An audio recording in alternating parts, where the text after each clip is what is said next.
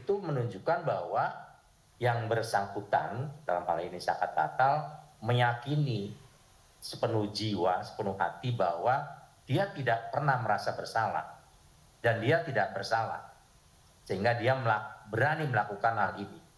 Nah ini saya kira tradisi yang ada di Jawa, ya, hampir dari Cirebon sampai Jawa Timur, itu mereka yang dituduhkan melakukan sesuatu dan dia tidak merasa melakukan itu, ya kemudian dia mengambil positioning dengan sumpah pocong. Ini artinya menegaskan bahwa secara lahir batin diyakini betul bahwa yang bersangkutan tidak bersalah, tidak melakukan apa yang dituduhkan. Nah, ini tentu menjadi tanggung jawab penegak hukum, bagaimana hukum bisa dijalankan dengan baik. Jangan sampai hukum kemudian ditinggal dan orang lebih memilih sumpah pocong. Nah, ini kan berbahaya juga, ya.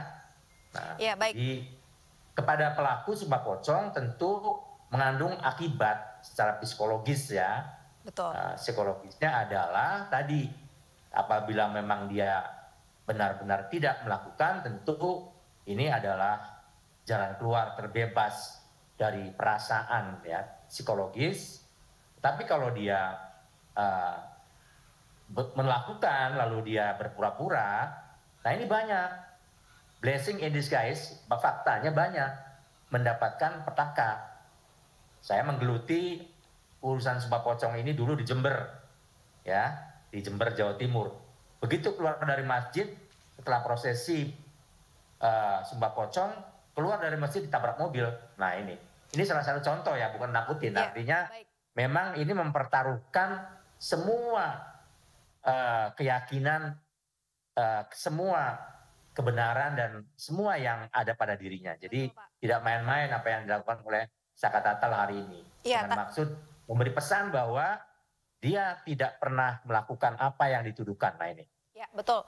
Pak Ihsan, jika tadi kita lihat bersama-sama Saka Tatal ini juga memberikan statement bahwa dirinya ini siap gitu menanggung akibat dari perbuatannya jika memang dia berbohong pada saat melakukan sumpah pocong ini. Bagaimana tanggapan Anda melihat hal tersebut, Pak? Ya, tentu saja tadi saya sampaikan bahwa walaupun secara agama Islam tidak ada yang namanya sumpah pocong, yang ada adalah bersumpah dengan menyebut nama Allah.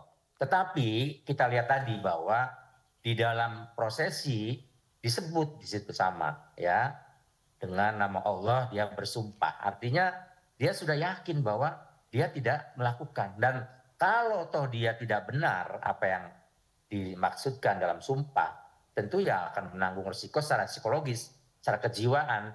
Dia akan tidak terbebas seumur hidupnya. Tetapi sebaliknya, bila mana itu memang benar dia tidak melakukan, maka dampaknya tentu secara psikologis juga ini terkena bagi yang memperlakukan Saka Tatal dengan dolim. Ya, artinya ini terbebas, ya, Saka Tatal dari azab. Sebaliknya ini yang melakukan, apakah itu aparatus kepolisian, ya, hakim, jaksa, semuanya, tentu ini menanggung akibat secara psikologis, ya. Baik, tidak Pak. langsung nyata, tetapi pasti itu akan berdampak kepada psikologis dari para penegak hukum sendiri. Maka pesan moralnya adalah hati-hati dalam melakukan penyidikan dan mentersangkakan seseorang, apalagi mengadili seseorang, sehingga tidak salah error in persona, tidak salah orang yang dituduhkan, orang yang disangkakan, dan orang yang diadili, dan orang yang dijatuhi hukuman. Padahal orang itu tidak melakukan apapun. Nah ini bagus banget buat contoh bagi masyarakat, buat ibrah. Artinya ketika dinding-dinding pengadilan tidak mampu ditembus oleh orang-orang kecil yang tidak berdaya, maka dia mengambil jalan sesuai dengan keyakinannya, yang menurut dia adalah sesuai dengan agamanya, padahal itu bukan. Itu adalah tradisi atau budaya yang melekat di masyarakat di Jawa terutama, yaitu sumpah pocong. Baik, Baik Pak Itu Ihsan, Mbak jika Olia. tadi Anda katakan terkait sumpah pocong ini itu tidak ada di dalam Islam. Lalu apakah prosesi ini bisa dikatakan ada melanggar syariat Islamkah atau tidak? Ya kalau tadi saya katakan lafadznya itu adalah sumpah dan itu juga ada di dalam agama yaitu menyebut nama Allah untuk menyatakan bahwa dia tidak bersalah, itu hal yang diterima di dalam agama Baik, untuk meyakinkan, tetapi prosesi dibungkus dengan kain kafan ya, lalu dikubur-kuburkan, lalu seperti itu lebih kepada tradisi atau budaya atau kearifan lokal baik. Berarti ini yang lebih ke tradisi tentu saja budaya ya ini Pak? sudah ada sejak dulu ya. Ya. Betul. Oke baik Pak. Lalu bagaimana Pak sebagai Bapak melihat tadi prosesi sumpah pocong yang sudah dilaksanakan atau dilakukan oleh Saka Tatal ini, mungkin apa Bapak harapannya Bapak ke depannya melihat prosesi ini atau melihat apa yang sudah dilalui oleh Saka Tatal? Ada yang ingin Bapak sampaikan mungkin? Ya, tentu saja agar masyarakat ini mendapatkan keadilan, mendapatkan perilaku yang adil, perlakuan yang adil, jangan sampai terulang prosesi sumpah pocong ini. Nah, ini menjadi tanggung jawab pemikiran kita semua ya, baik kalangan ulama ya, penegak hukum. Jangan sampai kemudian masyarakat yang selama ini terbebani secara psikologis terus-menerus kemudian mengambil pintas dengan sumpah pocong. Nah, ini kan nggak baik sebenarnya kan. Betul, Nah, Pak. itu. Jadi bukan tontonan.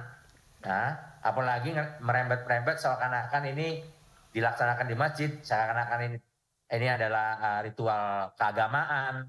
Kan begitu. Nah, jangan sampai nanti ini mengakibatkan salah persepsi masyarakat bahwa seakan-akan sumpah pocong itu menjadi sesuatu yang harus dilakukan ketika orang dituduhkan melakukan sesuatu. Nah, itu padahal tidak.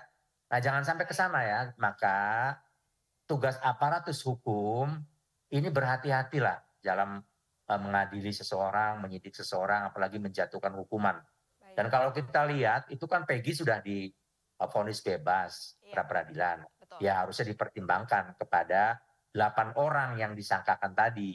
Kan itu yang diminta oleh Saka Tatal, bahwa dia tidak bersalah dan teman-temannya juga tidak bersalah. Nah, tapi ini kan lagi-lagi persoalan hukum ini pelik ya.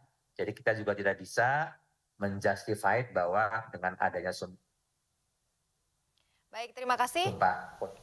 Ya, terima kasih Pak Ihsan Abdullah. Jadi tadi yang saya tangkap memang sumpah pocong ini adalah tradisi dan juga yang kedua jangan sampai masyarakat ini harus menempuh jalan seperti ini lagi untuk mencari keadilan.